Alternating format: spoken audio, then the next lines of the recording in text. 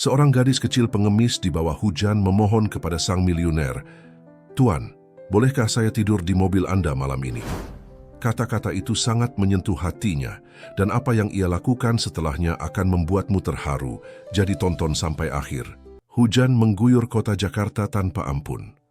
Rintik-rintik air bagai jarum tipis yang menusuk-nusuk kulit membuat siapapun yang berada di jalanan merasa tidak nyaman. Mobil-mobil mewah berbaris rapi di lampu merah Jalan Sudirman, sementara para pejalan kaki berlarian mencari tempat berteduh. Di antara kemewahan gedung-gedung pencakar langit dan kerlap-kerlip lampu kota, ada kontras yang begitu nyata, kemiskinan yang tersembunyi di balik sudut-sudut gelap ibu kota.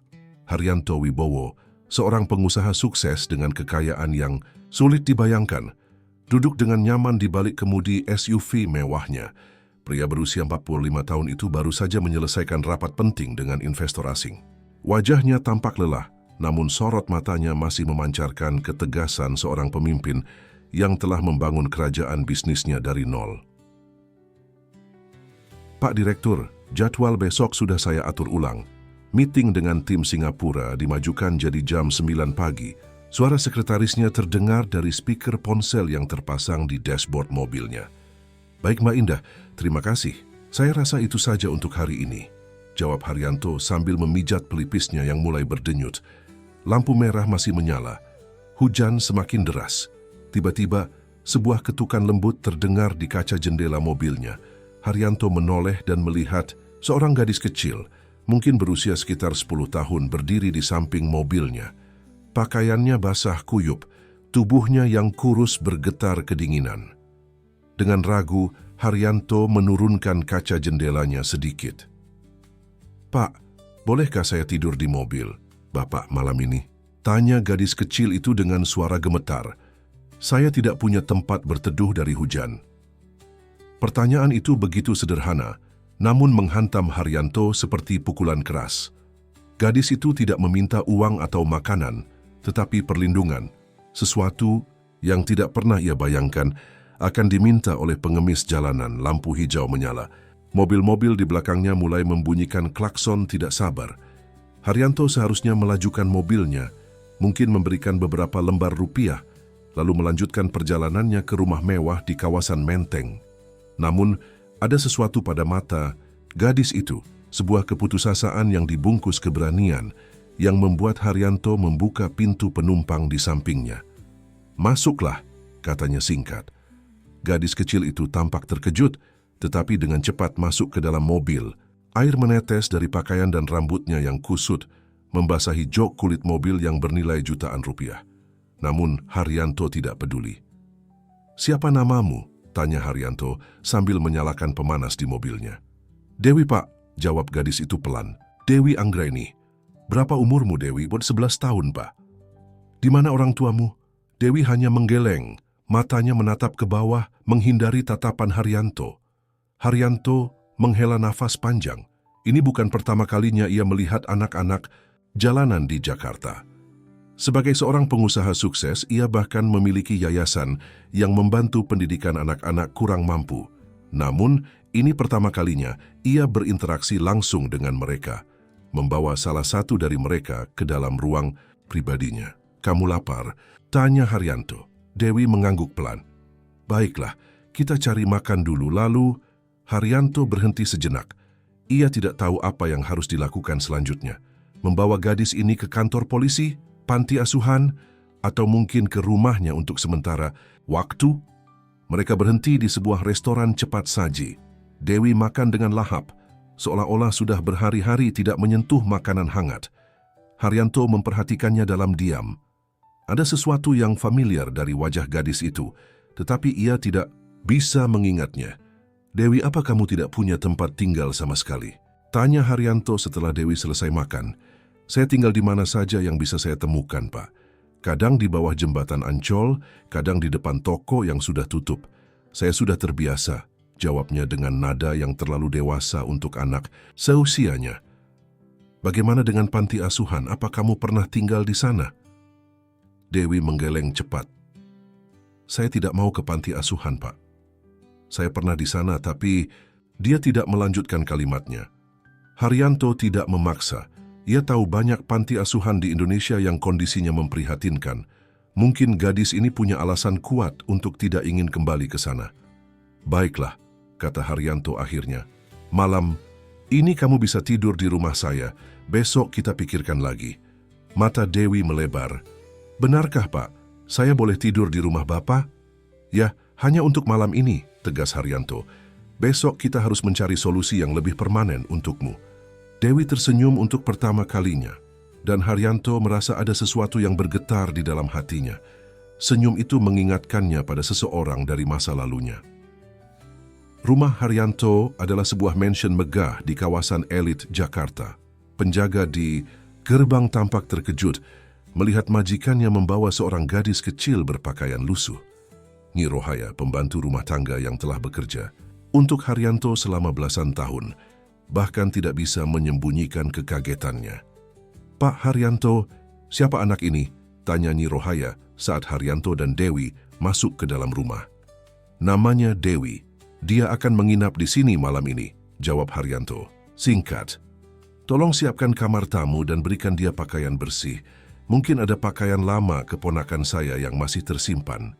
Nyi Rohaya mengangguk, meskipun kebingungan masih terlihat jelas di wajahnya.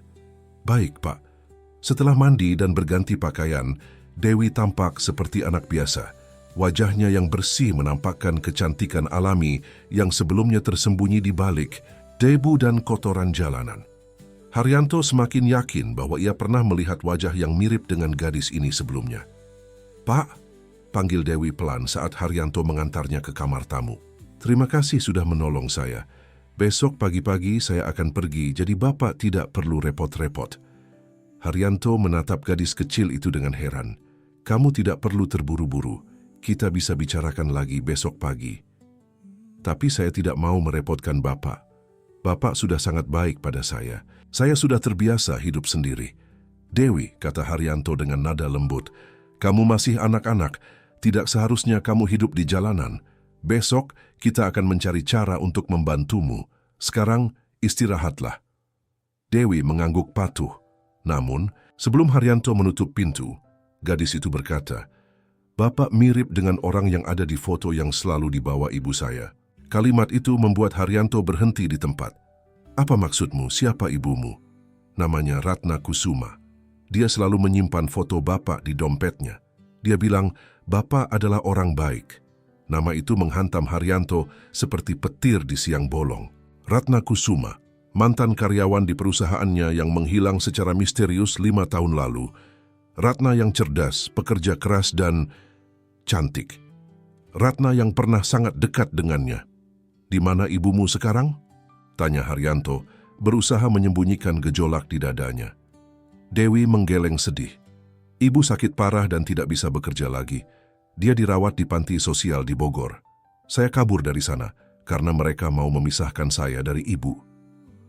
Malam itu, Haryanto tidak bisa tidur. Pikirannya dipenuhi oleh pertanyaan-pertanyaan yang tidak terjawab. Apakah Dewi benar-benar anak Ratna? Mengapa Ratna menghilang tiba-tiba 5 tahun lalu? Dan mengapa Dewi bisa berakhir di jalanan? Sementara itu, di kamar tamu, Dewi menatap langit-langit kamar yang jauh lebih mewah dari tempat manapun yang pernah ia tiduri. Dalam hatinya, ia berdoa agar besok tidak akan terlalu cepat datang. Pagi itu, Jakarta terbangun dengan langit yang cerah, seolah hujan lebat semalam hanyalah mimpi. Sinar matahari menerobos melalui jendela-jendela besar di rumah Haryanto Wibowo, menciptakan pola-pola cahaya yang indah di lantai marmer yang mengkilap. Haryanto sudah bangun sejak subuh. Sepanjang malam pikirannya dipenuhi oleh nama Ratna Kusuma dan pertanyaan-pertanyaan yang belum terjawab.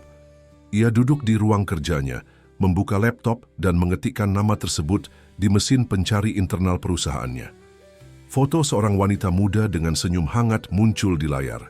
Ya, itu Ratna, karyawan berbakat yang pernah bekerja di divisi keuangan perusahaannya 5 tahun lalu. Pak, panggil Nyi Rohaya dari pintu. Anak itu sudah bangun. Dia membantu saya menyiapkan sarapan. Haryanto mengangkat alisnya. Membantu? Menyiapkan sarapan? Iya, Pak. Dia sangat terampil untuk anak seusianya. Katanya dia sering membantu di dapur panti. Haryanto mengangguk pelan dan menutup laptopnya. Ketika ia masuk ke ruang makan, ia melihat Dewi sedang menata meja dengan hati-hati. Gadis itu tampak berbeda dari yang ia temui semalam. Dengan pakaian bersih dan rambut yang telah disisir rapi, Dewi terlihat seperti anak rumahan biasa, bukan anak jalanan yang terbiasa tidur di bawah jembatan. "Selamat pagi, Pak," sapa Dewi dengan sopan. "Saya sudah membantu Nyi Rohaya menyiapkan sarapan. Semoga Bapak suka." "Selamat pagi, Dewi. Terima kasih sudah membantu. Kamu tidak perlu melakukannya." "Tidak apa-apa, Pak. Saya senang bisa membantu. Ini cara saya berterima kasih karena Bapak sudah mengizinkan saya menginap." Mereka sarapan dalam keheningan yang canggung. Haryanto ingin bertanya lebih banyak tentang Ratna, tetapi tidak tahu harus mulai dari mana. Dewi, di sisi lain, tampak gelisah, seolah-olah ia takut apa yang akan terjadi setelah sarapan selesai. "Dewi," Haryanto akhirnya memecah keheningan. "Semalam kamu menyebutkan tentang ibumu, Ratna Kusuma. Bisakah kamu ceritakan lebih banyak tentang dia?" Dewi meletakkan sendoknya dan menatap Haryanto.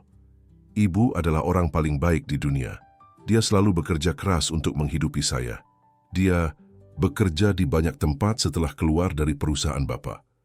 "Kenapa dia keluar dari perusahaan saya?" Dewi tampak ragu. Ibu tidak pernah cerita detail. Dia hanya bilang bahwa ada masalah besar dan dia harus pergi. Tapi dia selalu bilang bahwa Bapak adalah orang baik. Dia menyimpan foto Bapak dan sering melihatnya saat sedih. Haryanto merasa dadanya sesak. 5 tahun lalu, Ratna memang mengundurkan diri secara mendadak. Saat itu, ada isu tentang kebocoran data keuangan perusahaan dan beberapa pihak menuduh Ratna terlibat.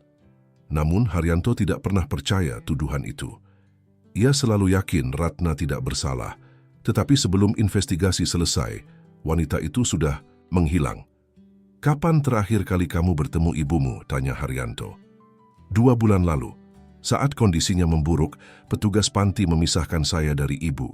Mereka bilang saya akan dikirim ke panti asuhan di Jakarta. Tapi saya kabur di tengah perjalanan. Saya ingin kembali ke ibu tapi tidak tahu bagaimana caranya. Haryanto menatap gadis kecil di hadapannya dengan perasaan campur aduk. Ia bisa melihat kejujuran di mata Dewi, tetapi ada banyak hal yang masih tidak masuk akal. Jika Ratna adalah ibu Dewi, maka gadis ini mungkin berusia sekitar 10 atau 11 tahun. Itu berarti Ratna sudah hamil sebelum mengundurkan diri dari perusahaan. Mengapa ia tidak pernah memberitahu siapapun? "Dewi, apa kamu tahu siapa ayahmu?" Dewi menggeleng. Ibu tidak pernah mau bercerita tentang ayah. Dia hanya bilang bahwa ayah adalah orang penting yang tidak bisa bersama kami. Kata-kata itu menusuk hati Haryanto. 15 tahun lalu ia dan Ratna memang pernah menjalin hubungan singkat, namun karena tekanan dari keluarga dan tanggung jawab perusahaan, Haryanto memutuskan hubungan tersebut. "Apakah mungkin, Dewi, aku ingin membantumu menemukan ibumu," kata Haryanto dengan suara yang lebih lembut dari biasanya. "Tapi aku perlu tahu pasti di mana dia sekarang." "Ibu ada di panti sosial Tresna Werda di Bogor. Tapi mereka tidak akan mengizinkan saya bertemu dengannya. Mereka bilang saya harus tinggal di panti asuhan. Jangan khawatir. Aku akan mencari cara. Sekarang, bagaimana kalau kita pergi belanja? Kamu membutuhkan pakaian baru dan perlengkapan lainnya." Mata Dewi melebar. "Bapak tidak akan mengembalikan saya ke panti asuhan. Tidak sekarang, tidak sebelum kita menemukan ibumu dan mendapatkan jawaban." Untuk pertama kalinya sejak mereka bertemu, Dewi tersenyum lebar. Senyumnya begitu mirip dengan Ratna, membuat jantung Haryanto berdegup lebih kencang. Sementara Dewi bersiap-siap, Haryanto menelepon asistennya, Budi Santoso. "Budi, aku tidak akan masuk kantor hari ini. Tolong atur ulang semua jadwalku." "Ada. Apa, Pak?" "Ini tidak seperti Bapak yang biasanya," tanya Budi dengan nada khawatir. "Ada urusan pribadi yang harus kuselesaikan." "Oh, dan Budi, bisakah kau mencari informasi tentang seorang mantan karyawan bernama Ratna Kusuma? Cari tahu apa yang terjadi padanya setelah keluar dari perusahaan kita 5 tahun lalu." "Ratna Kusuma? Bukankah dia yang terlibat kasus kebocoran data itu?" "Dia tidak pernah terbukti bersalah, Budi. Dan sekarang, aku punya alasan untuk percaya bahwa ada sesuatu yang lebih besar di balik kepergiannya. Setelah menutup telepon, Haryanto menemukan Dewi sedang mengamati foto-foto di ruang keluarga. Ada foto Haryanto dengan berbagai tokoh penting, foto saat ia menerima penghargaan, dan foto keluarganya. "Bapak tidak punya anak?" tanya Dewi polos. "Tidak, aku tidak pernah menikah," jawab Haryanto. "Terlalu sibuk dengan pekerjaan, kurasa." "Ibu juga tidak pernah menikah." Dia bilang hatinya sudah diberikan pada seseorang yang tidak bisa dia miliki. Kata-kata itu menggema di telinga Haryanto sepanjang hari. Saat mereka berbelanja di mal, saat mereka makan siang di restoran mewah, bahkan saat mereka menonton film di bioskop, sesuatu yang tidak pernah Dewi lakukan sebelumnya. Gadis itu begitu kagum dengan segala hal yang ia lihat dan alami, tetapi di balik kegembiraan itu, Haryanto bisa melihat kesedihan mendalam. Malam itu, setelah Dewi tertidur, Haryanto menerima telepon dari Budi. "Pak, saya menemukan sesuatu tentang Ratna Kusuma. Dia memang bekerja di beberapa tempat setelah keluar dari perusahaan kita, tetapi selalu berpindah-pindah. Terakhir dia bekerja sebagai staf administrasi di sebuah klinik kecil di Bogor. Namun 2 bulan lalu, dia dikabarkan mengalami sakit parah dan dirawat di panti sosial Tresna Werda." "Apa sakitnya?" "Kanker stadium lanjut, Pak. Dokter mengatakan waktunya tidak banyak lagi." Haryanto merasa dunianya runtuh. Ratna, Sekarat, dan putrinya, mungkin putri mereka, hampir berakhir di jalanan Jakarta yang keras. "Budi, besok pagi kita ke Bogor. Aku harus bertemu Ratna." "Baik, Pak. Tapi, boleh saya tahu apa hubungan Bapak dengan wanita ini?" "Saya bekerja dengan Bapak selama 10 tahun, tapi Bapak tidak pernah sekalipun menyebut namanya sejak dia pergi." Haryanto terdiam sejenak. "Aku sendiri tidak yakin, Budi, tapi aku butuh jawaban dan hanya Ratna yang bisa memberikannya." Keesokan paginya, Haryanto memberitahu Dewi bahwa mereka akan pergi ke Bogor untuk menemui ibunya. Gadis itu begitu gembira hingga tidak bisa menyembunyikan air matanya. "Benarkah, Pak? Kita akan menemui ibu. Terima kasih banyak." Dewi memeluk Haryanto erat, dan untuk pertama kalinya dalam bertahun-tahun, Haryanto merasa ada kehangatan yang mengalir di dadanya, perasaan yang telah lama hilang sejak ia memilih karir daripada cinta. Mereka berangkat menuju Bogor dengan mobil pribadi Haryanto. Sepanjang perjalanan, Dewi bercerita tentang kenangan-kenangannya bersama Ratna. Bagaimana ibunya selalu membacakan cerita sebelum tidur, bagaimana mereka merayakan ulang tahun dengan kue sederhana buatan sendiri, bagaimana Ratna selalu menyisihkan sedikit uangnya untuk membeli buku bagi Dewi. Setiap cerita adalah pisau yang mengiris hati Haryanto. Ia mulai membayangkan kehidupan yang mungkin ia miliki bersama Ratna dan Dewi. Jika saja ia tidak begitu pengecut untuk melawan keluarga dan tradisi bisnis yang telah diwariskan turun-temurun. Ketika mereka tiba di panti sosial Tresna Werda, hati Haryanto berdebar kencang. Setelah 15 tahun ia akan bertemu kembali dengan Ratna, wanita yang pernah ia cintai, wanita yang mungkin telah melahirkan anaknya, wanita yang kini sedang berjuang melawan maut. Panti Sosial Tresna Werda di Bogor adalah bangunan sederhana dengan cat putih yang sudah mengelupas di beberapa bagian. Halaman depannya ditumbuhi rumput liar dan beberapa pohon mangga yang rindang. Tidak ada kemewahan di tempat ini, hanya ketenangan yang kontras dengan hiruk-pikuk Jakarta. Haryanto, Dewi, dan Budi disambut oleh seorang wanita paruh baya bernama Ibu Sulistyowati, kepala panti sosial tersebut. Wajahnya menampakkan keterkejutan saat Dewi berlari ke arahnya. "Dewi, ya ampun, kamu kembali," serunya sambil memeluk gadis itu. "Kami sangat khawatir.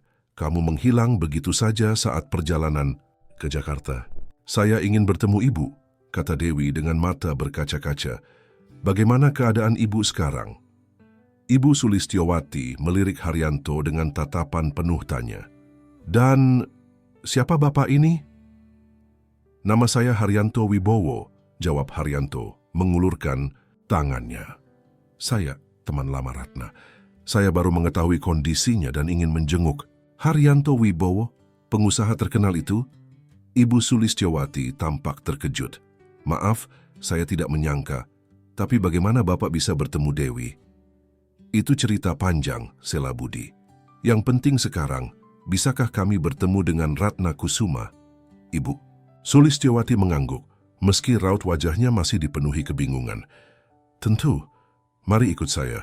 Tapi saya harus memperingatkan, kondisi Ratna tidak baik. Dokter mengatakan waktunya tidak banyak lagi." Mereka berjalan melalui koridor panjang yang berbau obat-obatan. Beberapa lansia duduk di kursi roda di sepanjang lorong menatap penasaran pada rombongan yang lewat. Di ujung koridor, Ibu Sulistyowati berhenti di depan sebuah pintu. "Ini kamarnya. Mohon jangan terlalu lama, dia butuh istirahat." Dewi adalah yang pertama masuk, berlari kecil menuju tempat tidur di tengah ruangan. "Ibu, ini Dewi." Di atas tempat tidur, terbaring seorang wanita yang terlihat jauh lebih tua dari usianya yang sebenarnya. Tubuhnya kurus, rambutnya menipis, dan kulitnya pucat. Namun ketika melihat Dewi, matanya yang redup mendadak berbinar. "Dewi, sayang, kamu kembali?" Suaranya lemah, hampir seperti bisikan. Tangannya yang kurus meraih wajah Dewi, membelainya dengan penuh kasih sayang. "Ibu pikir ibu tidak akan melihatmu lagi." "Saya kabur, Bu. Saya tidak mau ke panti asuhan, saya ingin bersama ibu." Ratna tersenyum sedih. "Anak nakal, ibu khawatir sekali. Bagaimana kamu bisa sampai ke sini?" Dewi menoleh ke arah pintu, di mana Haryanto berdiri mematung. "Pak Haryanto membantu saya, Bu. Dia orang baik seperti yang ibu selalu ceritakan." Ratna mengikuti arah pandang Dewi, dan matanya melebar saat melihat Haryanto. "Haryanto, benarkah itu kamu?" Haryanto melangkah maju dengan kaki gemetar. 15 tahun sejak terakhir kali mereka bertemu, dan kondisi Ratna saat ini sungguh menyayat hatinya. "Ya Ratna, ini aku." Air mata mengalir di pipi Ratna. "Bagaimana kamu bisa bertemu Dewi? Bagaimana kamu tahu aku di sini?" "Kami bertemu secara kebetulan," jawab Haryanto, duduk di sisi tempat tidur. "Dewi meminta perlindungan dari hujan, dan aku memberinya tumpangan. Dia menyebut namamu dan aku harus mencari tahu." Ratna menggenggam tangan Haryanto dengan tangannya yang lemah. "Maafkan aku, Haryanto. Aku seharusnya memberitahumu. Aku seharusnya tidak pergi begitu saja." "Kenapa, Ratna? Kenapa kamu menghilang? Dan kenapa kamu tidak pernah memberitahuku tentang Dewi?" Ratna melirik Dewi dengan penuh kasih sayang. "Dewi, sayang, bisakah kamu pergi dengan paman itu sebentar? Ibu perlu bicara empat mata dengan Pak Haryanto." Dewi mengangguk, meski tampak enggan. Budi mengajaknya keluar ruangan, meninggalkan Haryanto dan Ratna berdua.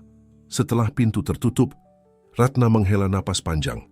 "Dewi adalah putrimu, Haryanto. Aku hamil setelah malam terakhir kita bersama, sebelum kamu memutuskan hubungan kita karena tekanan keluargamu." Meskipun Haryanto sudah menduga hal ini, mendengarnya langsung dari mulut Ratna tetap membuatnya terguncang. "Kenapa kamu tidak memberitahuku? Aku berhak tahu bahwa aku punya seorang putri. Saat itu kamu baru saja diangkat menjadi CEO menggantikan ayahmu. Keluargamu menginginkanmu menikah dengan putri rekan bisnis mereka. Jika mereka tahu aku hamil anakmu, apa yang akan terjadi padaku, pada Dewi, pada karirmu?" "Aku akan bertanggung jawab, Ratna. Aku bukan pria yang lari dari tanggung jawab. Tapi kamu sudah lari dari perasaanmu, Haryanto. Kamu memilih perusahaan daripada cinta kita. Bagaimana aku bisa yakin kamu tidak akan melakukan hal yang sama pada Dewi?" Kata-kata itu menusuk Haryanto tepat di jantungnya. Memang benar, 15 tahun lalu ia memilih untuk mengakhiri hubungan dengan Ratna demi memenuhi ekspektasi keluarga dan tanggung jawab perusahaan. Ia mengira itu adalah keputusan bijak untuk masa depannya. Tidak pernah ia bayangkan bahwa keputusan itu akan menciptakan luka yang begitu dalam. "Lalu, mengapa kamu dituduh mencuri data perusahaan? Apa yang sebenarnya terjadi 5 tahun lalu?" Ratna tersenyum pahit. "Aku tidak mencuri apapun, Haryanto. Tapi aku menemukan sesuatu, sebuah skema penggelapan dana yang dilakukan oleh beberapa petinggi perusahaan, termasuk Hendro Wijaya, sepupumu." "Apa?" Haryanto terkejut. Hendro adalah salah satu direktur di perusahaannya dan juga sepupu yang ia percayai. Aku menemukan bukti-bukti transaksi mencurigakan saat mengaudit laporan keuangan. Saat aku mengajukan pertanyaan, Hendro mengancamku. Dia bilang tidak ada yang akan percaya padaku, seorang ibu tunggal yang dulu punya hubungan dengan CEO. Lalu dia membuat tuduhan palsu bahwa aku yang mencuri data tersebut. Kenapa kamu tidak datang padaku, Ratna? Aku akan melindungimu. Bagaimana aku bisa yakin? Haryanto, dia adalah keluargamu, dan aku tidak punya bukti yang cukup. Jadi aku memutuskan untuk pergi, membawa Dewi menjauh dari semua kekacauan itu. Haryanto menundukkan kepalanya, merasa bersalah dan marah pada saat yang bersamaan. Selama 5 tahun terakhir, ia hidup dalam kemewahan sementara Ratna dan putrinya berjuang untuk bertahan hidup. Dewi tumbuh menjadi gadis yang luar biasa, lanjut Ratna dengan suara lemah. Dia pintar, pekerja keras, dan punya hati yang baik. Aku selalu menceritakan tentang kamu padanya, bahwa ayahnya adalah orang baik, meski kami tidak bisa bersama. Aku tidak ingin dia membencimu, Haryanto. Aku akan memperbaiki semuanya, Ratna. Aku janji. Aku akan membawa kalian berdua pulang, memberikan perawatan terbaik untukmu, dan... Terlambat, Haryanto, potong Ratna dengan senyum sedih. Dokter bilang aku tidak punya banyak waktu lagi. Kanker ini sudah menyebar ke seluruh tubuhku. Tidak, Ratna. Pasti ada cara. Aku punya koneksi dengan dokter-dokter terbaik. Kita bisa mencari pengobatan di luar negeri, kita bisa... Yang kubutuhkan sekarang adalah janjimu, Haryanto. Ratna menggenggam tangan Haryanto erat. Janjilah kamu akan menjaga Dewi. Dia berhak mendapatkan kehidupan yang lebih baik. Air mata mengalir di pipi Haryanto, sesuatu yang tidak pernah ia tunjukkan di depan siapapun selama bertahun-tahun. Aku janji, Ratna. Aku akan menjaga putri kita. Aku akan memberikan segalanya untuknya. Tepat saat itu pintu terbuka dan Dewi masuk bersama Budi. Gadis itu langsung berlari ke sisi ibunya. Ibu, Paman Budi bilang Pak Haryanto adalah ayah saya. Apa itu benar, Bu? Ratna dan Haryanto bertukar pandang. Ratna mengangguk pelan, memberi izin pada Haryanto untuk menjawab. Ya, Dewi, kata Haryanto dengan suara bergetar. Aku adalah ayahmu. Maafkan aku karena tidak ada dalam hidupmu selama ini. Dewi menatap Haryanto dengan mata berkaca-kaca. Tidak ada kemarahan di sana, hanya kebingungan dan mungkin secercah harapan. Jadi Bapak benar-benar orang yang selalu Ibu ceritakan? Orang yang fotonya selalu Ibu simpan? Ya, sayang, jawab Ratna lembut. Ayahmu adalah orang baik. Dia tidak tahu tentang kamu karena Ibu tidak memberitahunya. Itu bukan salahnya. Dewi berpaling pada Haryanto. Apa saya boleh memanggil Bapak ayah? Haryanto merasa jantungnya seolah berhenti berdetak. Satu kata sederhana itu memiliki kekuatan yang luar biasa. Tentu, Dewi, aku akan sangat bahagia jika kamu memanggilku ayah. Dewi memeluk Haryanto, dan untuk pertama kalinya, ia merasakan ikatan yang hanya bisa dirasakan antara ayah dan anak. Ratna tersenyum melihat pemandangan itu, air mata bahagia mengalir di pipinya. Namun, kebahagiaan itu tidak berlangsung lama. Saat mereka berpelukan, terdengar suara gaduh dari luar ruangan. Pintu terbuka dengan kasar, dan beberapa orang wartawan masuk sambil mengambil foto. Pak Haryanto, benarkah anak ini adalah putri Anda yang selama ini disembunyikan? Apakah benar Anda memiliki hubungan gelap dengan mantan karyawan Anda? Bagaimana tanggapan keluarga Anda tentang penemuan putri rahasia ini? Haryanto terkejut. Bagaimana wartawan bisa mengetahui keberadaan mereka? Budi segera bertindak, mencoba menghalau para wartawan tersebut, sementara Dewi bersembunyi di belakang Haryanto, ketakutan. Tolong hormati privasi kami, kata Haryanto tegas. Saya tidak akan memberikan komentar apapun saat ini. Para petugas panti datang dan membantu mengusir wartawan dari ruangan. Tapi kerusakan sudah terjadi. Berita tentang putri rahasia, Haryanto Wibowo, pasti akan menjadi headline besok pagi. Bagaimana mereka bisa tahu? Tanya Haryanto pada Budi setelah situasi mereda. Budi tampak bersalah. Maaf Pak, sepertinya ada yang mengikuti kita dari Jakarta. Saya melihat mobil yang sama sejak kita berangkat tadi pagi, tapi saya tidak mengira itu wartawan. Haryanto menghela napas panjang. Skandal ini pasti akan mempengaruhi reputasinya dan perusahaan. Keluarganya, para pemegang saham, dewan direksi, semua akan menuntut penjelasan. Apa yang akan kita lakukan sekarang, Pak? Tanya Budi khawatir. Haryanto melihat ke arah Ratna yang tampak lelah dan Dewi yang masih ketakutan. Keputusannya sudah bulat. Kita akan membawa Ratna dan Dewi ke Jakarta. Ratna akan mendapat perawatan terbaik di rumah sakit swasta. Dan Dewi, ia menatap gadis kecil itu dengan penuh kasih sayang, akan tinggal bersamaku. Tidak peduli apa yang orang lain katakan. Ratna mencoba protes. Haryanto, ini akan menimbulkan masalah besar untukmu, keluargamu, perusahaanmu. Aku sudah kehilangan 15 tahun bersama putriku Ratna. Dan aku nyaris kehilanganmu tanpa pernah bisa memperbaiki kesalahanku. Aku tidak akan membiarkan rasa takut mengendalikan hidupku lagi. Sementara Budi mengurus administrasi untuk memindahkan Ratna, Haryanto menelepon tim hukumnya, mempersiapkan segala kemungkinan yang akan terjadi. Ia tahu, mulai saat ini, hidupnya tidak akan pernah sama lagi. Keesokan harinya, berita tentang Putri Rahasia Haryanto Wibowo menghiasi halaman depan hampir semua surat kabar dan portal berita di Indonesia. Foto Haryanto dan Dewi berpelukan di panti sosial tersebar luas, disertai dengan spekulasi liar dan gosip yang menyakitkan.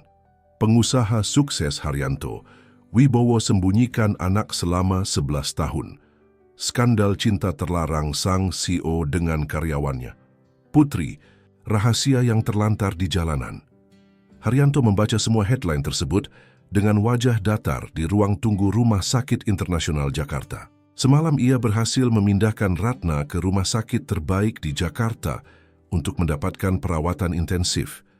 Dokter spesialis kanker terbaik sudah dipanggil untuk menangani kasusnya, meskipun mereka tidak memberikan banyak harapan. "Jangan dibaca, Pak," kata Budi yang duduk di sampingnya. "Itu hanya akan membuat Bapak stres."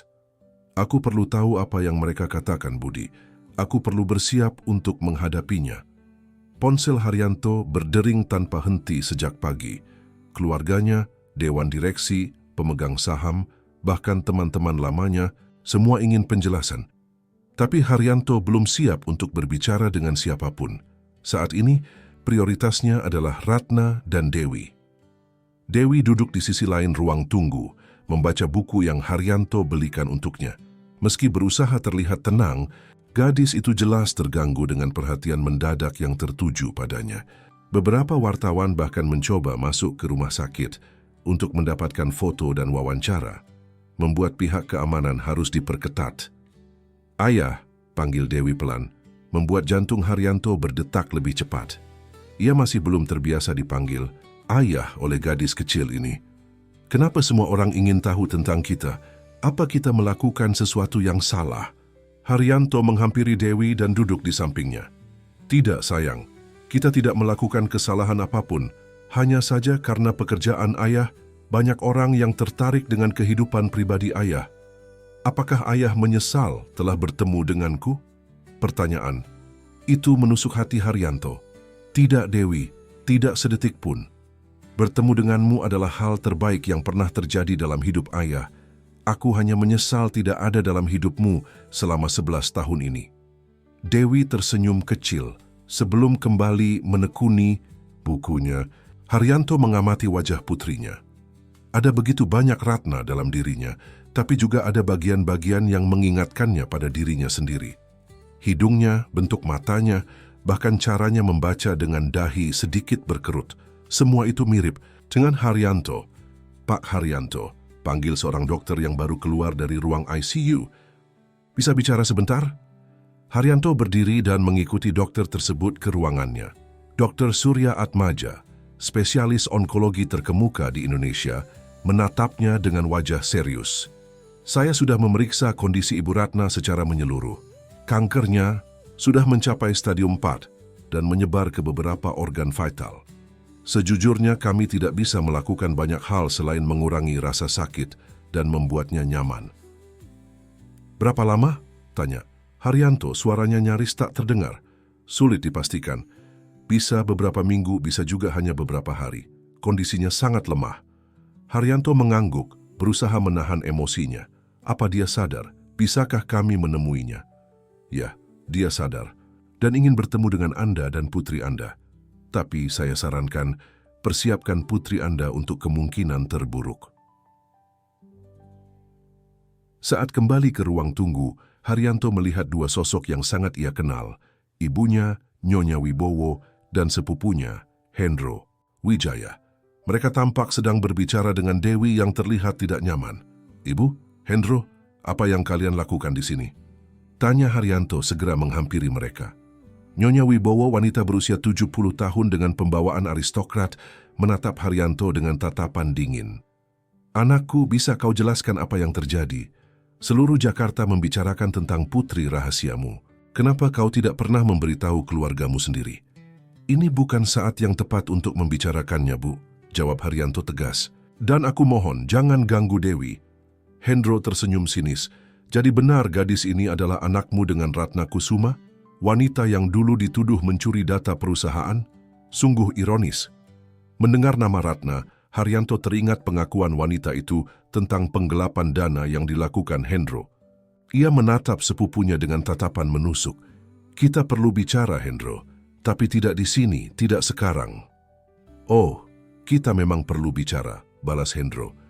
Dewan Direksi mengadakan rapat darurat sore ini. Mereka mempertanyakan kapasitasmu sebagai CEO setelah skandal ini.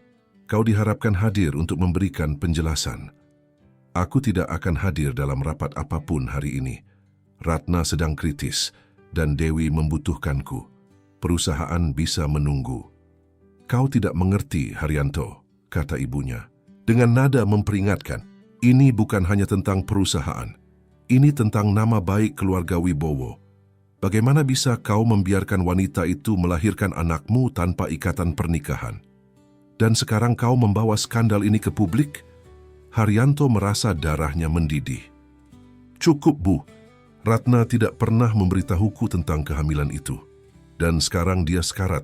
Yang kulakukan saat ini adalah memperbaiki kesalahanku di masa lalu, mengakui dan merawat putriku. Jika keluarga dan perusahaan tidak bisa menerima itu, maka itu masalah mereka, bukan masalahku.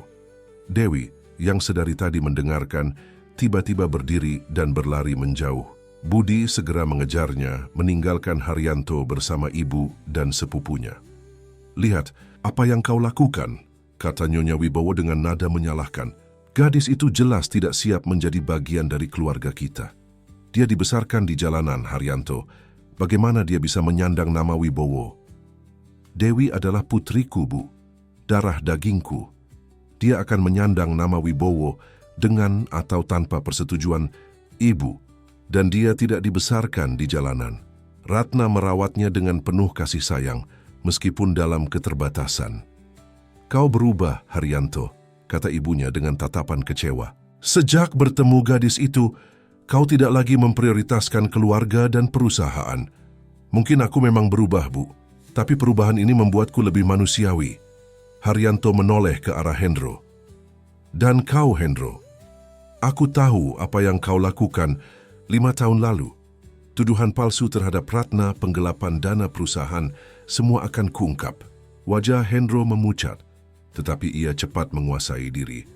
Aku tidak tahu apa yang kau bicarakan, sepupu, tapi jelas hubunganmu dengan wanita itu membuatmu kehilangan akal sehat.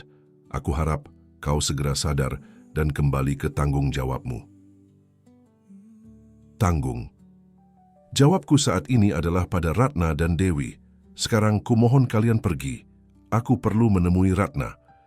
Setelah ibu dan sepupunya pergi dengan perasaan marah, Haryanto mencari Dewi. Budi memberitahu bahwa gadis itu berada di taman rumah sakit. Haryanto menemukannya duduk sendirian di bangku taman, menatap kosong ke arah kolam ikan. Dewi, panggil Haryanto lembut. Maafkan ayah, nenek dan paman Hendro tidak bermaksud kasar. Mereka tidak menyukai saya, kan? Tanya Dewi langsung. Mereka pikir saya tidak pantas menjadi bagian dari keluarga ayah. Haryanto duduk di samping putrinya. Mereka hanya terkejut, sayang. Mereka butuh waktu untuk menerima situasi ini. Tapi itu tidak penting. Yang penting adalah kau dan aku. Kita adalah keluarga, dan tidak ada yang bisa mengubah itu. Tapi ayah seorang pengusaha besar. Ayah punya perusahaan dan banyak karyawan. Jika saya tinggal dengan ayah, apakah itu tidak akan merusak nama baik ayah? Haryanto meraih tangan kecil. Dewi, dengar Dewi. Selama bertahun-tahun ayah mengira kebahagiaan ada pada kesuksesan bisnis, pada pengakuan orang lain. Tapi sejak bertemu denganmu, ayah menyadari bahwa ayah salah. Kebahagiaan yang sesungguhnya adalah memiliki orang-orang yang kita cintai di samping kita. Dan kau, Dewi, adalah kebahagiaan terbesar ayah saat ini. Air mata mengalir di pipi Dewi. Ia memeluk Haryanto erat, seolah takut kehilangan ayahnya lagi. Saya juga sayang ayah, tapi saya takut ibu akan pergi meninggalkan kita. Haryanto merasakan kepedihan yang sama. Bagaimana ia bisa menjelaskan pada anak 11 tahun bahwa ibunya mungkin tidak akan bertahan lama? Kita akan berdoa untuk ibu Dewi, dan kita akan memanfaatkan setiap waktu yang kita punya bersamanya. Saat mereka kembali ke rumah sakit, seorang perawat memberitahu bahwa Ratna telah sadar dan ingin bertemu mereka. Mereka memasuki ruang ICU dengan hati berdebar. Ratna terbaring dengan berbagai selang dan alat medis terpasang di tubuhnya. Namun, matanya terbuka dan ia tersenyum lemah saat melihat Haryanto dan Dewi. "Hei, kalian berdua," sapa Ratna dengan suara nyaris berbisik. "Maaf merepotkan." "Jangan bicara seperti itu," kata Haryanto, menggenggam tangan Ratna. "Kau tidak merepotkan siapapun." Dewi naik ke tempat tidur dengan hati-hati dan memeluk ibunya. "Ibu harus cepat sembuh. Kita akan tinggal bersama ayah di rumahnya yang besar. Ayah bilang ada taman dan kolam renang di sana." Ratna tersenyum. Pada Haryanto matanya berkaca-kaca. "Terima kasih Haryanto, terima kasih sudah menerima Dewi. Seharusnya aku yang berterima kasih Ratna. Kau telah membesarkan putri kita dengan sangat baik, meski dalam kesulitan." Ratna menggeleng lemah. "Aku melakukan apa yang kubisa, tapi Dewi membutuhkan lebih dari yang bisa kuberikan." Ia menatap Dewi dengan penuh kasih sayang. "Sayang, mulai sekarang kamu harus mendengarkan apa kata ayahmu ya. Dia orang baik yang akan selalu menjagamu." "Tapi ibu juga akan tinggal bersama kami kan?" tanya Dewi penuh harap. Ratna dan Haryanto bertukar pandang.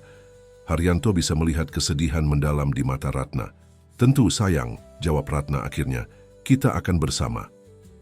Mereka menghabiskan waktu bersama di ruang ICU, berbicara tentang masa depan seolah-olah Ratna akan menjadi bagian dari masa depan itu. Haryanto bercerita tentang sekolah-sekolah bagus yang bisa dimasuki Dewi, tentang liburan yang akan mereka jalani bersama, tentang rumah yang akan mereka tempati bertiga. Sementara itu, di luar rumah sakit badai media semakin mengamuk. Berita tentang skandal Haryanto semakin liar. Beberapa wartawan bahkan berhasil mewawancarai mantan tetangga Ratna yang memberikan kesaksian bahwa Ratna memang selalu menyimpan foto Haryanto dan sering menyebut namanya. Ponsel Budi terus berdering. Para eksekutif perusahaan panik karena harga saham mulai jatuh. Beberapa pemegang saham besar mengancam akan menarik investasi mereka jika Haryanto tidak segera menjelaskan situasi ini. "Pak," panggil Budi saat Haryanto keluar sebentar dari ruang ICU. Situasinya semakin buruk. Hendro sudah mengadakan konferensi pers dan menyatakan bahwa Dewan Direksi sedang mempertimbangkan untuk mengganti posisi Bapak sebagai CEO. Haryanto tersenyum getir. "Aku sudah menduganya. Hendro memang selalu mengincar posisiku, dan sekarang dia punya alasan sempurna. Apa yang akan Bapak lakukan?" "Untuk saat ini fokus pada Ratna dan Dewi, tapi aku tidak akan menyerah begitu saja, Budi. Hendro harus bertanggung jawab atas apa yang dia lakukan pada Ratna 5 tahun lalu." "Bagaimana caranya, Pak? Kita tidak punya bukti." Ratna bilang, "Dia menemukan bukti transaksi mencurigakan. Mungkin dia masih menyimpannya entah di mana. Kita harus mencarinya." 1 minggu telah berlalu sejak skandal putri rahasia Haryanto Wibowo meledak ke publik. Selama 7 hari itu, hidup Haryanto berubah drastis. Pagi ini, ia duduk di ruang kerjanya di rumah, bukan di kantor mewah yang biasa ia tempati selama belasan tahun. Di hadapannya, tergeletak surat resmi dari Dewan Direksi yang menyatakan bahwa ia telah dibebas tugaskan sementara dari posisinya sebagai CEO. Keputusan ini diambil demi menjaga stabilitas perusahaan dan kepercayaan investor selama proses investigasi internal, begitu bunyi surat tersebut. Haryanto tahu ini hanya alasan formal. Kenyataannya, keluarganya yang masih memegang mayoritas saham perusahaan telah berbalik melawannya. Hendro, dengan dukungan Nyonya Wibowo dan anggota keluarga lainnya, kini menjabat sebagai CEO sementara. Ayah, Dewi melongok dari pintu ruang kerja. Boleh saya masuk? Haryanto tersenyum mengesampingkan kepenatan yang ia rasakan. Tentu sayang, masuklah. Dewi masuk dengan membawa secangkir teh. Nyi Rohaya bilang ayah belum sarapan. Jadi saya bawakan teh hangat dulu. Haryanto merasa hatinya menghangat. Dalam waktu singkat, Dewi telah menjadi pusat kehidupannya. Gadis kecil itu memiliki kematangan yang tidak biasa untuk anak seusianya, mungkin hasil dari kehidupan keras yang telah ia jalani. Terima kasih Dewi, kamu perhatian sekali. Haryanto menerima cangkir teh tersebut. Bagaimana kabarmu pagi ini? Apa kamu sudah siap untuk bertemu dengan Ibu Sulistyowati? Hari ini, petugas dari Dinas Sosial dan pengacara Haryanto akan datang untuk membicarakan status hukum Dewi. Meskipun Haryanto adalah ayah biologisnya, secara hukum ia belum memiliki hak asuh. Proses adopsi atau pengakuan anak membutuhkan banyak dokumen dan prosedur yang tidak sederhana. Saya siap, ayah, tapi Dewi ragu-ragu sejenak. Bagaimana kalau mereka tidak mengizinkan saya tinggal dengan ayah? Itu tidak akan terjadi, sayang. Aku adalah ayah kandungmu dan kita memiliki tes DNA untuk membuktikannya. Prosesnya mungkin rumit, tapi pada akhirnya kita akan menjadi keluarga yang diakui secara hukum. Dewi mengangguk, meski kekhawatiran masih terlihat di wajahnya. Bagaimana dengan ibu? Apa kita akan menjenguknya hari ini? Tentu, setelah pertemuan dengan Ibu Sulistyowati, kita akan langsung ke rumah sakit. Kondisi Ratna selama seminggu terakhir mengalami pasang surut. Ada hari-hari di mana ia cukup kuat untuk duduk dan berbicara, tetapi ada juga hari-hari di mana ia nyaris tidak sadarkan diri karena kesakitan. Para dokter terus memberikan perawatan paliatif terbaik, namun mereka tidak bisa menjanjikan kesembuhan. Apa yang terjadi dengan surat itu, ayah? Surat yang ayah ceritakan, yang mungkin disimpan ibu tentang perusahaan ayah. Haryanto menggeleng. Kami masih mencarinya, sayang. Pak Budi sedang memeriksa barang-barang lama ibumu di tempat tinggalnya yang dulu, tapi belum ada kabar. Surat atau bukti yang dimaksud adalah dokumen-dokumen tentang penggelapan dana yang ditemukan Ratna 5 tahun lalu. Jika dokumen itu ditemukan, Haryanto bisa membersihkan nama Ratna dan membongkar kejahatan Hendro. Namun sejauh ini, pencarian mereka belum membuahkan hasil. Bel rumah berbunyi, menandakan tamu mereka telah tiba. Ibu Sulistyowati, pengacara Haryanto, Ahmad Norman, dan seorang petugas dari Dinas Sosial datang untuk membahas status hukum Dewi. Selamat pagi, Pak Haryanto, sapa Ibu Sulistyowati ramah. Bagaimana kabar Dewi? Dia baik-baik saja. Silakan masuk, kita bisa berbicara di ruang tamu. Mereka duduk di ruang tamu yang luas. Dewi duduk di samping Haryanto, sesekali melirik gugup pada para tamu. Jadi, Ahmad Norman membuka pembicaraan. Saya sudah mengurus sebagian dokumen untuk pengakuan anak secara hukum. Hasil tes DNA menunjukkan bahwa Bapak Haryanto memang ayah biologis Dewi. Namun ada beberapa kendala administratif yang perlu kita selesaikan. Apa saja kendalanya? Tanya Haryanto. Pertama, kita membutuhkan persetujuan tertulis dari Ibu Ratna sebagai orang tua yang selama ini mengasuh Dewi. Kedua, karena status Dewi saat ini berada di bawah pengawasan panti sosial, kita juga memerlukan rekomendasi dari Dinas Sosial. Petugas Dinas Sosial, seorang wanita bernama Ibu Hastuti, menambahkan, kami perlu memastikan bahwa Dewi akan berada dalam lingkungan yang aman dan layak. Biasanya kami akan melakukan kunjungan rumah dan wawancara mendalam dengan calon orang tua. Tapi saya adalah ayah kandungnya, protes Haryanto. Bukankah itu sudah cukup? Ahmad Norman menggeleng. Secara hukum, Karena Bapak tidak terdaftar sebagai ayah di akta kelahiran Dewi, dan selama ini tidak berperan dalam pengasuhannya, prosesnya tetap harus mengikuti aturan adopsi. Berapa lama waktu yang dibutuhkan? Tanya Haryanto. Tidak sabar. Dalam kasus normal, bisa memakan waktu berbulan-bulan, tapi mengingat situasi khusus ini, status Bapak sebagai ayah biologis dan kondisi Ibu Ratna yang kritis, kami akan memprioritaskan prosesnya, jawab Ibu Hastuti. Bagaimana dengan persetujuan Ibu Ratna? Tanya Dewi tiba-tiba. Ibu sedang sakit parah. Apa dia harus menandatangani banyak dokumen? Ibu Sulistyowati tersenyum lembut pada Dewi. Tidak sayang, Ibu Ratna hanya perlu memberikan pernyataan sederhana bahwa dia setuju kamu tinggal dengan ayahmu. Kami akan membantu prosesnya.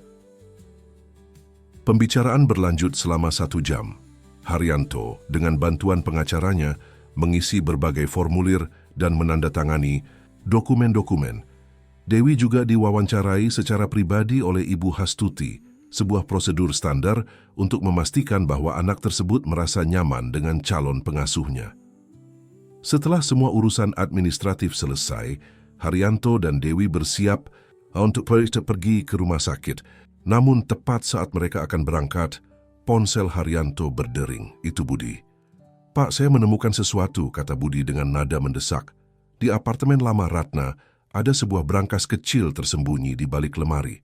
Saya membutuhkan kode untuk membukanya. Jantung Haryanto berdegup kencang. Apa kamu yakin itu milik Ratna? Ya, Pak. Ada inisial RK di bagian depannya. Kemungkinan besar ini yang kita cari. Aku akan bertanya pada Ratna. Kita bertemu di rumah sakit.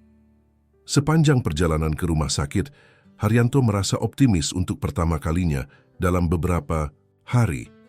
Jika mereka menemukan bukti penggelapan dana yang dilakukan Hendro, ia bisa membersihkan nama Ratna dan mungkin mendapatkan kembali posisinya di perusahaan.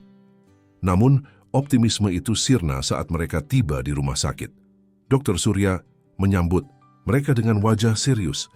Pak Haryanto, saya perlu bicara dengan Anda, katanya. Kondisi Ibu Ratna memburuk drastis tadi malam. Organ-organ vitalnya mulai gagal berfungsi. Kami sudah melakukan semua yang kami bisa, tapi... Berapa lama? Tanya Haryanto, suaranya tercekat. Mungkin hanya beberapa hari. Mungkin hanya hitungan jam. Sebaiknya Anda dan putri Anda bersiap untuk kemungkinan terburuk. Dewi yang berdiri di samping Haryanto mendengar percakapan tersebut. Wajahnya memucat. Ibu akan pergi, ya? Tanyanya dengan suara bergetar. Dr. Surya berlutut untuk menyamakan tingginya dengan Dewi. Ibumu sangat sakit, Dewi, tapi dia adalah wanita yang sangat kuat. Dia bertahan selama ini karena ingin memastikan kamu akan baik-baik saja. Sekarang dia perlu tahu bahwa kamu akan baik-baik saja bersama ayahmu. Air mata mengalir di pipi Dewi. Haryanto memeluknya erat, merasakan tubuh kecil itu gemetar karena tangis. Kita akan menghadapinya bersama, Dewi, bisik Haryanto. Ibu akan selalu bersamamu di sini. Ia menunjuk ke arah hati Dewi. Ketika mereka memasuki ruang ICU, Ratna tampak begitu lemah dan pucat. Berbagai alat medis berbunyi bip di sekitarnya, menandakan detak jantung dan fungsi organ lainnya. Namun, saat melihat Haryanto dan Dewi, matanya yang redup sedikit berbinar. Kalian datang, bisiknya lemah. Dewi berlari ke sisi tempat tidur ibunya. Ibu, saya rindu ibu. Hari ini kami bertemu dengan Ibu Sulistyowati dan petugas dari dinas sosial. Mereka bilang sebentar lagi saya bisa tinggal dengan ayah secara resmi. Ratna tersenyum lemah. Itu bagus, sayang. Ibu senang mendengarnya. Haryanto duduk di sisi lain tempat tidur. Ratna, Budi menemukan sebuah brankas di apartemen lamamu. Apa kamu masih ingat kodenya? Ratna tampak terkejut. Brankas, ya, aku menyimpan sesuatu yang penting di sana. Ia menarik napas dengan susah payah. Kodenya tanggal ulang tahun Dewi. 15/4/14. Terima kasih, Ratna. Aku akan memberitahu Budi. Haryanto, panggil Ratna. Suaranya nyaris tak terdengar. Jika kamu menemukan dokumen-dokumen itu, berhati-hatilah. Hendro adalah orang yang berbahaya. Dia akan melakukan apapun untuk menutupi kejahatannya. Aku tidak takut padanya, Ratna. Dia harus bertanggung jawab atas apa yang dia lakukan padamu. Ratna menggeleng lemah. Bukan untukku, tapi untuk Dewi. Dia berhak tahu bahwa ibunya bukan pencuri, seperti yang dituduhkan orang-orang. Air mata mengalir di pipi Haryanto. Bahkan di ambang kematian, Ratna masih memikirkan nama baiknya demi Dewi. Aku berjanji, Ratna, kebenaran akan terungkap. Haryanto keluar sebentar untuk menelepon Budi, memberitahukan kode brankas tersebut. Sementara itu, Dewi duduk di samping ibunya, menceritakan semua hal yang telah ia lakukan selama seminggu tinggal bersama Haryanto. Ayah sangat baik pada saya, Bu. Rumahnya besar sekali dan ada kolam renang. Nyi Rohaya juga sangat baik. Dia mengajari saya membuat kue. Oh, dan ayah membelikan saya banyak buku baru. Ratna tersenyum mendengar cerita putrinya. Tangannya yang lemah membelai rambut Dewi. Ibu senang kamu bahagia, sayang. Itulah yang selalu ibu inginkan untukmu. Tapi saya akan lebih bahagia jika ibu juga tinggal bersama kami, kata Dewi dengan suara bergetar.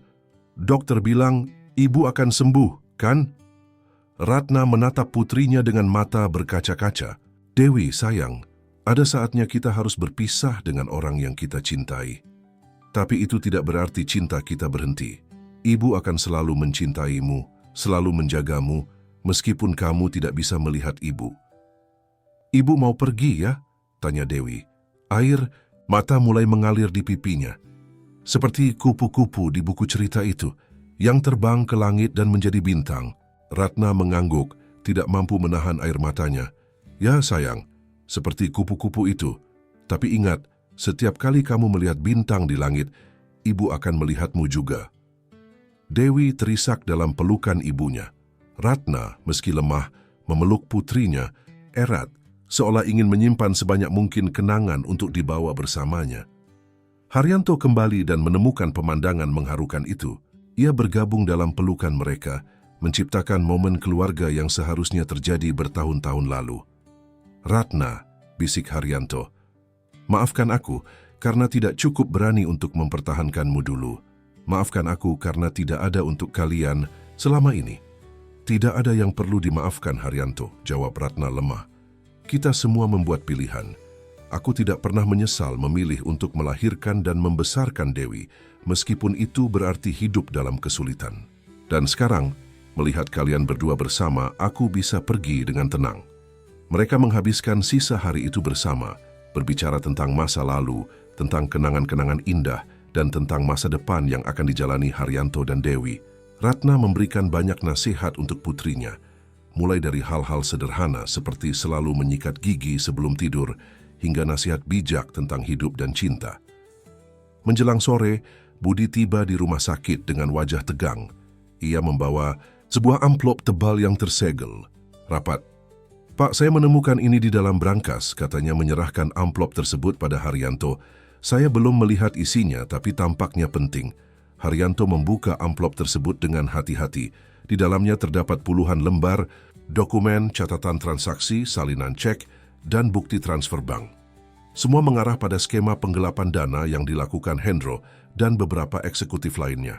Ada juga sebuah surat yang ditulis Ratna, menjelaskan secara detail temuannya dan bagaimana Hendro mengancamnya. Ini lebih dari cukup untuk membongkar kejahatan Hendro, kata Haryanto setelah memeriksa dokumen-dokumen tersebut. Ratna, kamu, kata-katanya, terhenti saat melihat Ratna terbaring dengan mata tertutup. Monitor di sampingnya masih menunjukkan detak jantung, tapi sangat lemah. Ratna, panggil Haryanto, panik. Dewi, tolong panggil dokter. Dewi berlari keluar ruangan, memanggil perawat dan dokter. Dalam hitungan detik, ruangan itu dipenuhi oleh tim medis.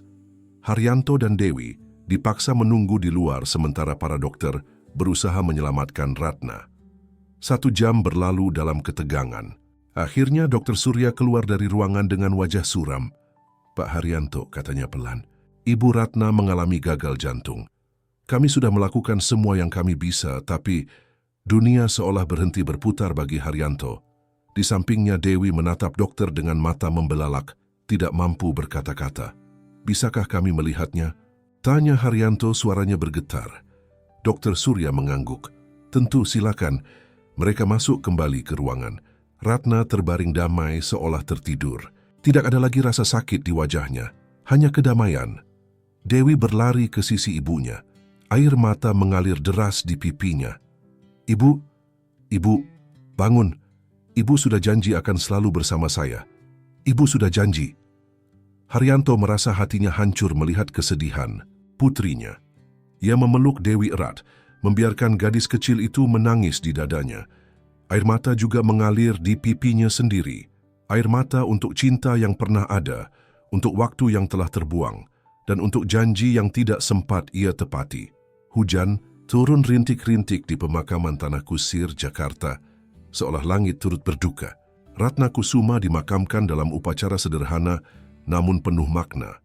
Tidak banyak orang yang hadir, hanya Haryanto, Dewi, Budi, Nyi Rohaya, beberapa staf dari panti sosial, dan beberapa teman lama Ratna.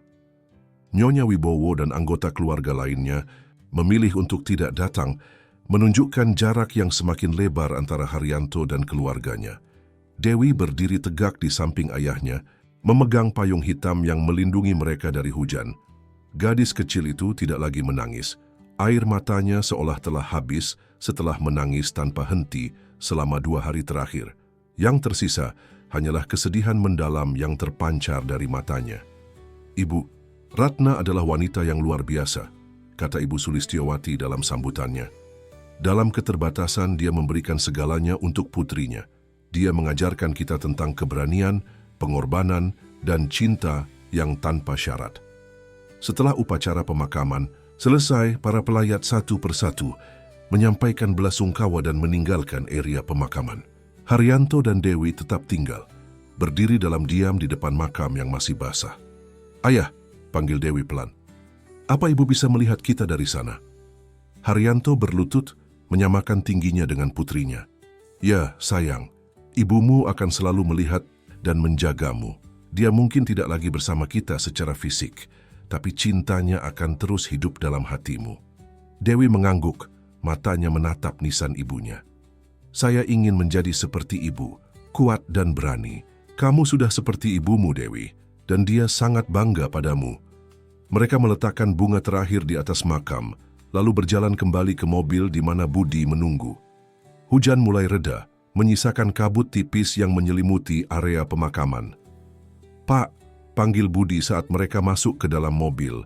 Pengacara sudah mengajukan dokumen-dokumen yang ditemukan di brankas Ibu Ratna ke kejaksaan. Mereka akan segera melakukan penyelidikan terhadap Pak Hendro dan rekan-rekannya. Haryanto mengangguk. Bagus. Lalu, bagaimana dengan perusahaan? Berita tentang investigasi ini sudah bocor ke beberapa media. Harga saham kita anjlok pagi ini. Para pemegang saham panik. Seperti yang kuduga, gumam Haryanto. Tapi ini bukan lagi tentang perusahaan atau posisiku, Budi. Ini tentang kebenaran dan keadilan untuk Ratna. Dewi, yang duduk di jok belakang, memperhatikan percakapan mereka dalam diam. Meski masih kecil, ia bisa merasakan beban yang ditanggung ayahnya. Setibanya di rumah, Haryanto terkejut mendapati ibunya, Nyonya Wibowo, duduk di ruang tamu. Wanita tua itu tampak lelah dan lebih tua dari usianya. Ibu, apa yang ibu lakukan di sini? Nyonya Wibowo berdiri, matanya tertuju pada Dewi yang bersembunyi di belakang Haryanto. Aku datang untuk bicara, dan untuk bertemu cucuku. Haryanto menatap ibunya dengan curiga. Bukankah ibu sudah menegaskan bahwa Dewi bukan bagian dari keluarga Wibowo? Aku salah, kata Nyonya Wibowo, suaranya bergetar. Setelah mendengar tentang dokumen-dokumen yang ditemukan, tentang apa yang dilakukan Hendro, aku menyadari betapa buruknya penilaianku. Haryanto masih ragu. Lalu kenapa ibu tidak datang ke pemakaman Ratna? Aku malu, Haryanto. Malu karena telah memperlakukan wanita itu dengan buruk. Malu karena lebih mempercayai Hendro daripada putraku sendiri. Nyonya Wibowo menoleh pada Dewi. Bolehkah nenek berkenalan denganmu, Dewi? Dewi menatap neneknya dengan ragu, lalu melirik pada Haryanto seolah meminta persetujuan.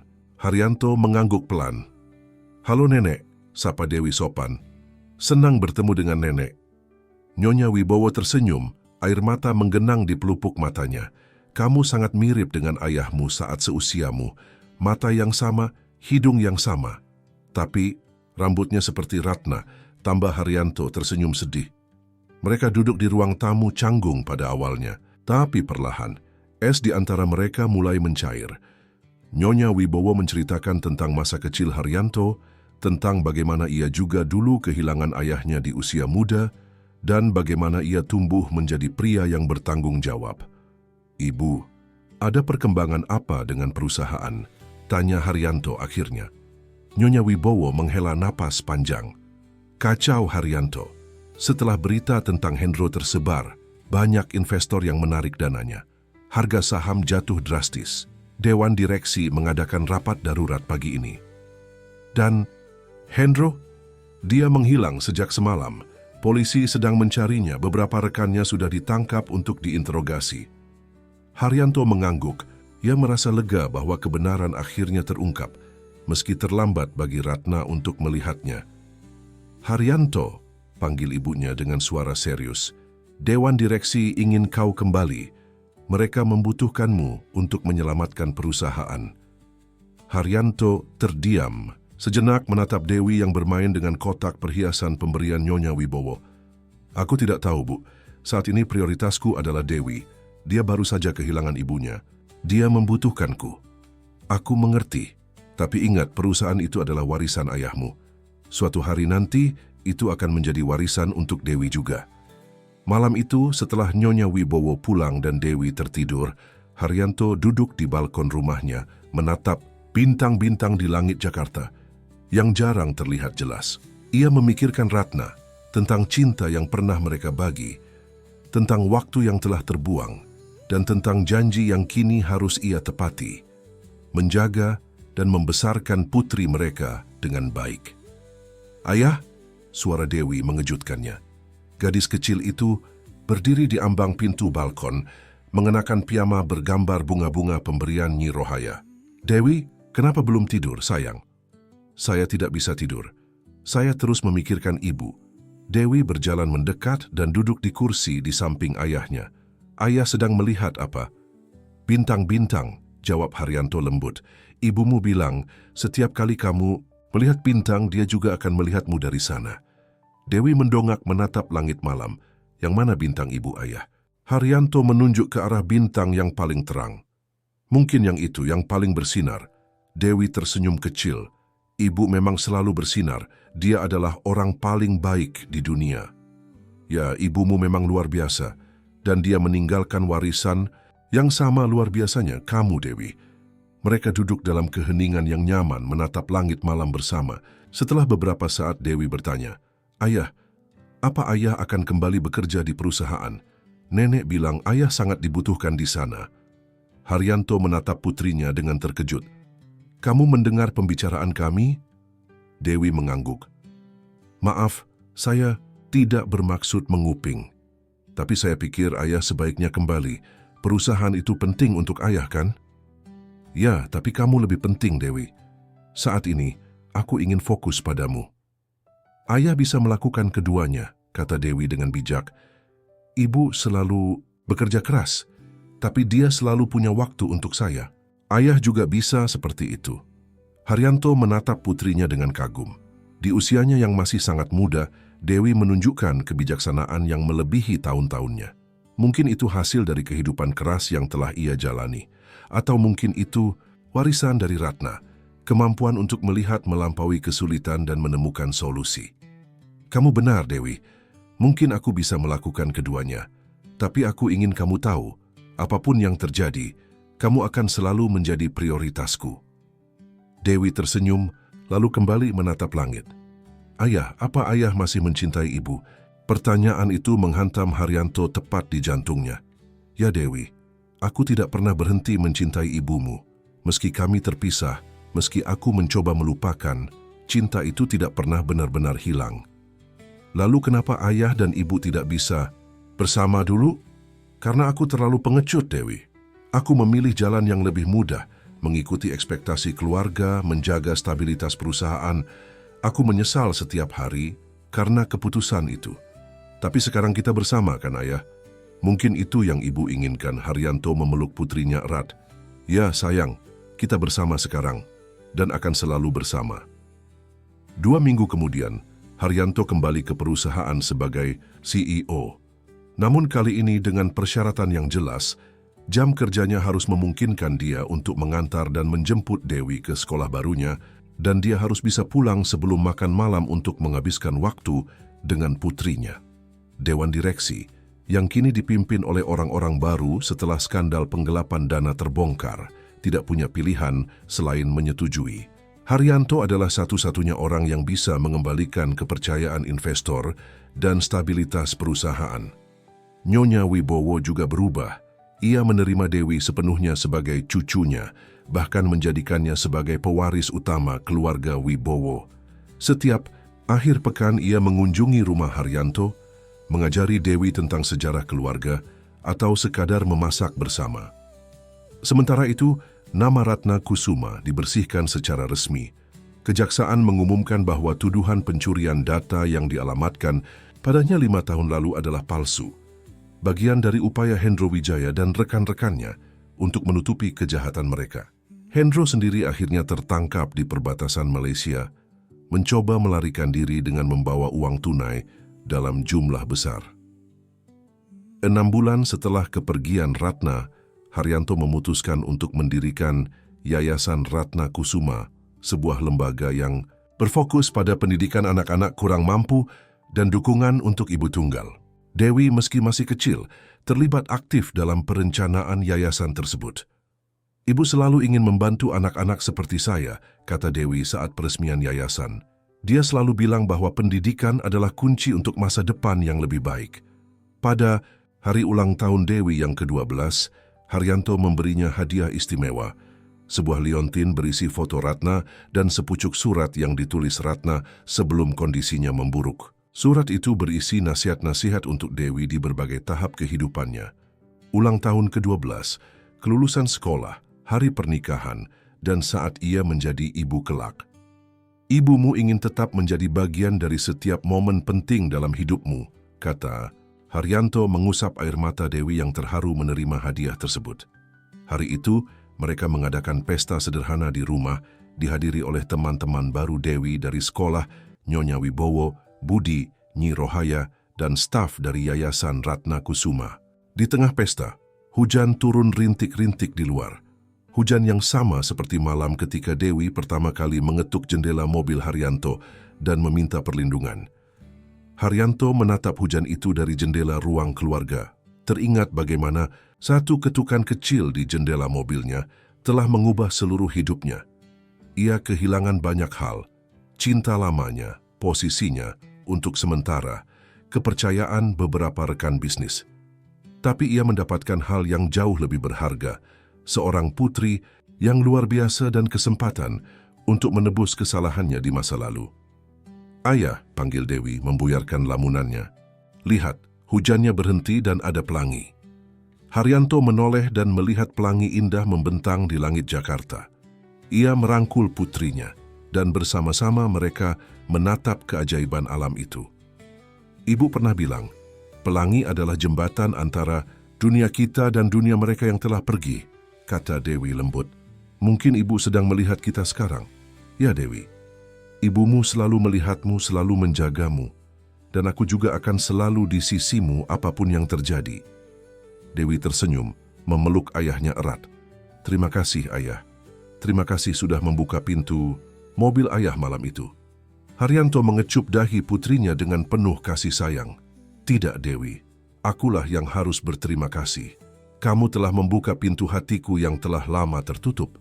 Di luar, pelangi semakin terang, seolah menjadi simbol harapan baru bagi ayah dan anak yang menemukan satu sama lain di tengah badai kehidupan. Dan di suatu tempat, Ratna Kusuma tersenyum, melihat 2 orang yang paling ia cintai akhirnya bersama, memulai babak baru dalam hidup mereka. Para pembaca yang budiman, kami berharap kisah Haryanto dan Dewi telah menyentuh hati Anda. Untuk mengikuti perjalanan emosional lainnya, kami telah menyiapkan playlist khusus dengan cerita-cerita yang sama. Menariknya, temukan playlist ini dengan mengklik di sebelah kiri Anda. Jika Anda menyukai cerita ini, jangan lupa untuk berlangganan saluran kami dan memberikan suka pada video ini. Setiap hari kami membawakan cerita-cerita unik yang mengeksplorasi kompleksitas kehidupan. Jangan lewatkan konten kami berikutnya. Kami menunggu Anda di kolom komentar.